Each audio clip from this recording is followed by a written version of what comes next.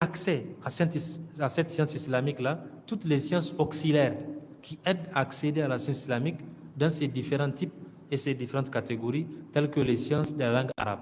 Vous voyez, on revient encore à la langue arabe. Il dit « Min ulum al-arabiyya ». La langue arabe, elle est incontournable. Oui, elle est incontournable. Ce n'est pas une question de ta'assoub, ce n'est pas une question de racisme, non, c'est la langue de notre religion. Et on peut atteindre un certain niveau de compréhension, de pratique de sa religion sans pour autant passer par cette langue, qui est la langue arabe. Il dit من العلوم الشرعية تعلم الفنون المعينة على الدين. Il dit parmi donc les sciences de la charia, le fait d'étudier les différentes filières donc qui aident à apprendre sa religion. D'accord? Le fait d'apprendre la nahaw, balagha, d'accord? La langue arabe, le vocabulaire, ainsi de suite. Toutes les sciences auxiliaires qui aident sont des sciences qui sont utiles à la langue arabe. D'accord? Donc le français ne fait pas partie, le français ne fait pas partie des outils, des sciences auxiliaires en fait, qui donnent accès à la religion. Nos frères français qui se convertissent en islam, d'accord, et qui ont connu la mécréance. En fait, alhamdoulilah, nous on a connu l'islam dans nos familles, tout ça, donc on est, je peux dire à 100%, alhamdoulilah, parce que je ne crois pas aux histoires de 99% là.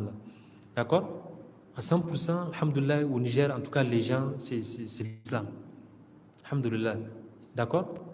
Et c'est pourquoi souvent, on n'arrive pas à voir l'importance, la beauté de l'islam.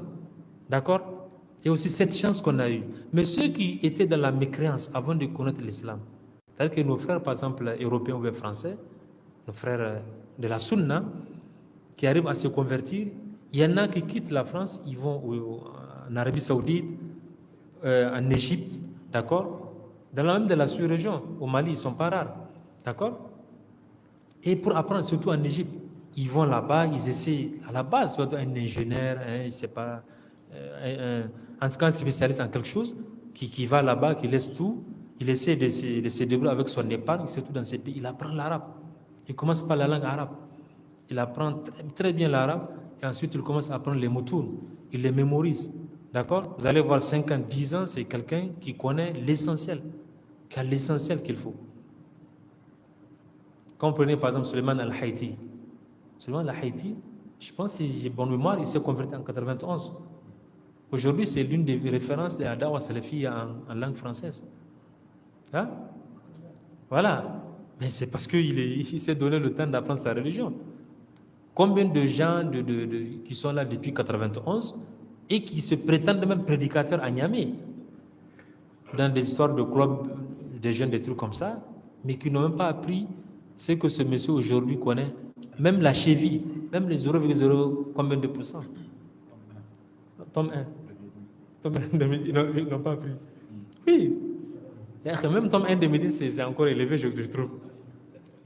Et la personne est là, pense que en fait, cette personne se croit en fait prédicatrice, on fait de la dawa, tout ça sur la base du français.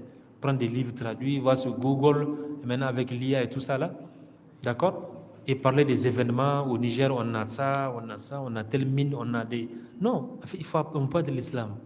Il y a le domaine professionnel est à part, l'islam est à part. Il ne faut pas distraire la jeunesse. Cette jeunesse innocente n'a besoin de cadre la cadre Rasoul. On n'a pas besoin de philosophie, on n'a pas besoin de politique. Il faut appeler les gens vers l'adoration de la Swantala, unique sans associer. Apprendre les gens à appliquer l'islam, les pratiques religieuses sans innovation. C'est ça la base.